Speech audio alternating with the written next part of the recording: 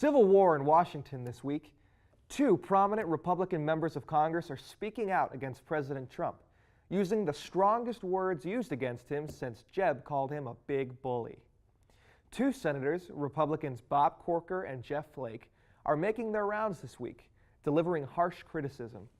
They're using words like not normal and dangerous to democracy. Now, what bravery from these men! I mean, what courage!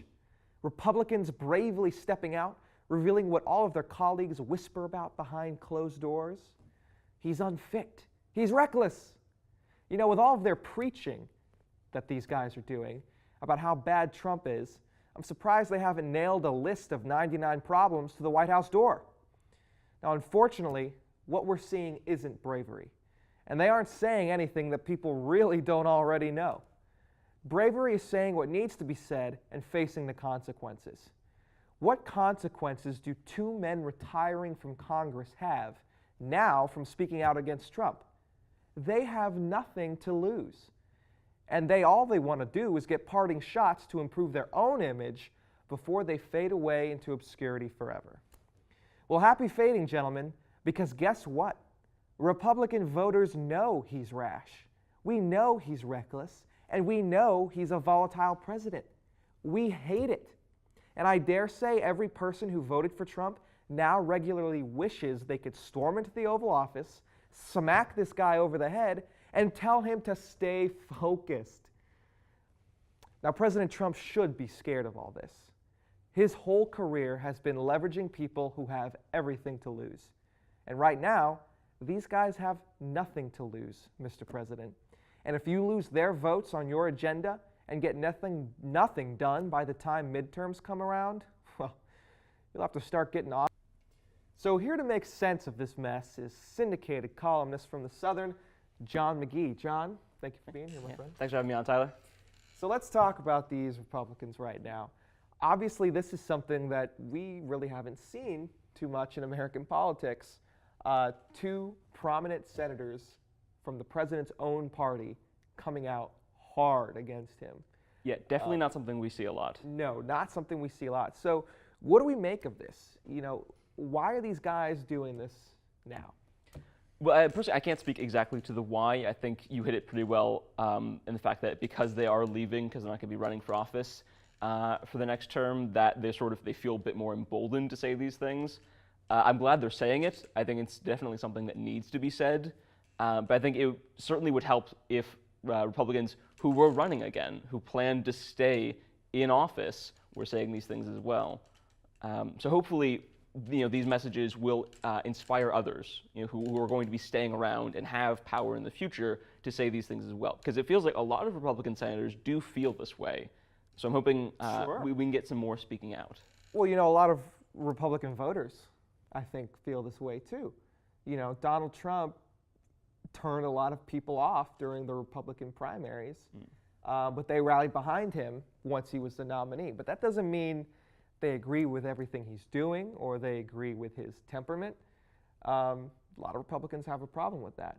Yeah, I think there definitely is a group of Republicans, but I think there also still are a lot of supporters, a lot of avid supporters for Trump as well. Yeah, I think his base isn't something you can just discount. I don't think that's the exception. I think that's a good deal of Republicans still who support him. So you said that you hope that more sitting Republicans will come out because you feel like this needs to be said. Yeah, absolutely. And my point in the beginning was, does it really need to be said? Because we've heard it so much. It's not something that people, when Bob Corker and them come out and say this stuff, no one's like, oh, what? They don't like the president? They think he's, not fulfilling what the presidency should be like? Wow, what? It's not really much of a surprise. So they're not bringing anything new to the table by saying this. They're just causing controversy. Well, actually, I disagree with that a lot because, one, they are causing controversy by saying this, which is bringing something new to the table. Because there's a difference between everyone kind of behind closed doors saying, oh, yeah, we don't like the president, let's not actually say it. Let's pretend that we all like him. I think the fact that it is causing controversy, the fact that it is causing attention is something important because people need to say what they think. And whether or not Republican senators do or don't support Trump is one thing, but the fact that the people who don't support Trump are now saying it and now getting it out there, now saying, listen, we're not going to pretend anymore. We don't like this guy. We're not going to do what he says. I think that is absolutely important and needs to be done, maybe not for the information of saying, hey, there are Republicans who don't like him, but the acknowledgement of there are Republicans who don't like him, and that's extremely important. So don't you think, though, that this is going to distract a bit from the agenda? You know, the Republicans in particular in Congress have had this big agenda for the past 8 years, and they have this huge opportunity to pass it. But now you have 2 senators who are coming out so hard against Trump. I'm not sure they're going to be able to get what they want to get done. And obviously the big thing is tax reform, which is coming up. Yeah. So do you think this hurts their chances for Republicans to get things done in Congress? Yeah, I mean, I'm a bit biased in this sense. I am pretty liberal. You don't want to see it Yeah, get done. on the one hand, yeah, I kind of like this happening. But yeah, I do agree it can cause some controversy. But I think the problem is something's always coming up in Congress. There's always, literally the entire point of it is to be preparing legislation. And I think something's always going to be happening. And there's always the excuse of, well, we have this coming up. We have this coming up. This is what's important right now.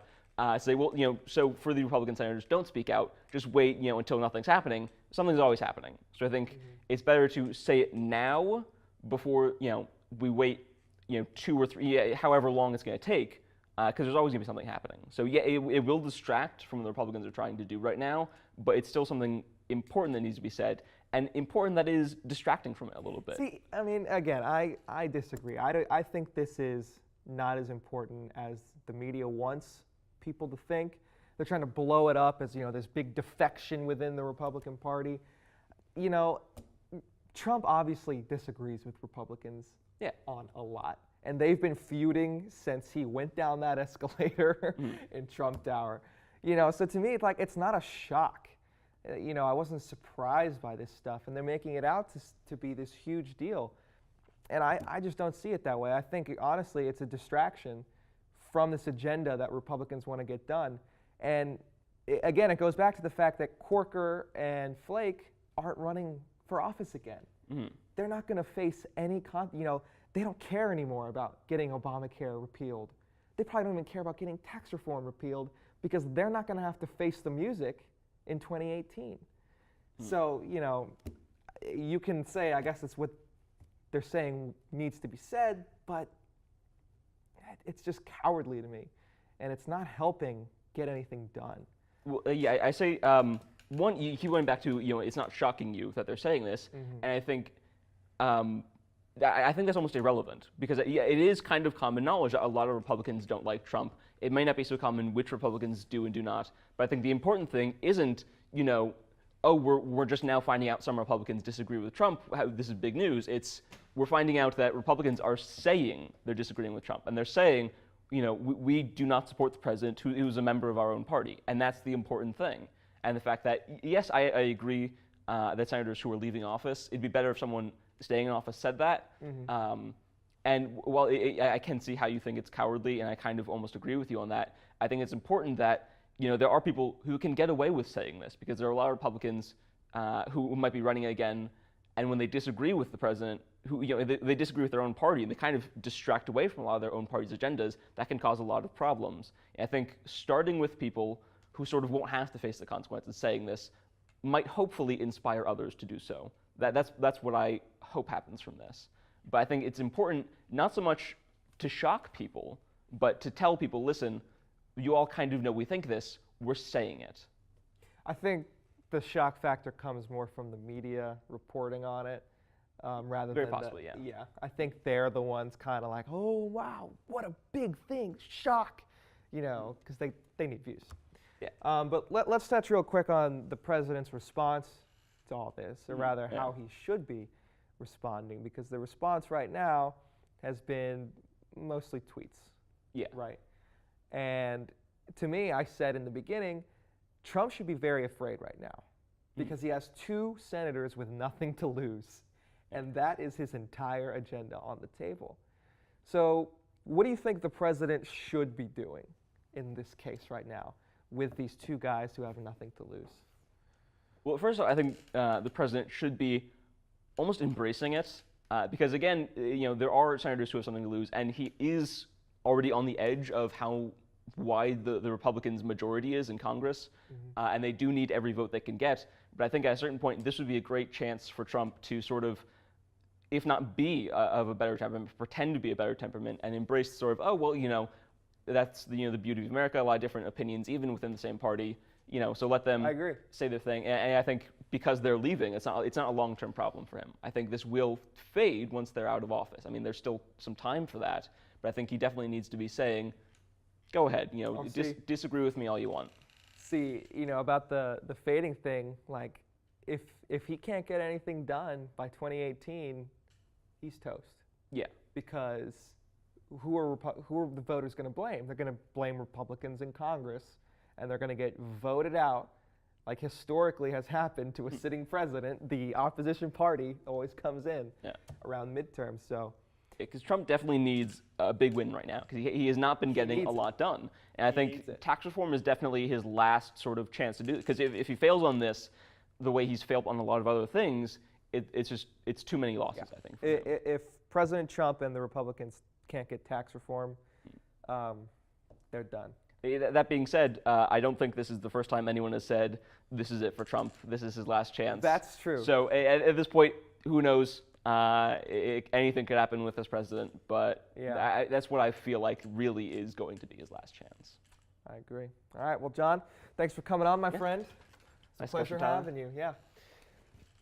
Thank you for watching Politically Challenged with Tyler Hillier. Be sure to stop by next week, where we'll be talking about more of the craziness going on in Washington. Thanks for stopping by, and remember, the buck stops here.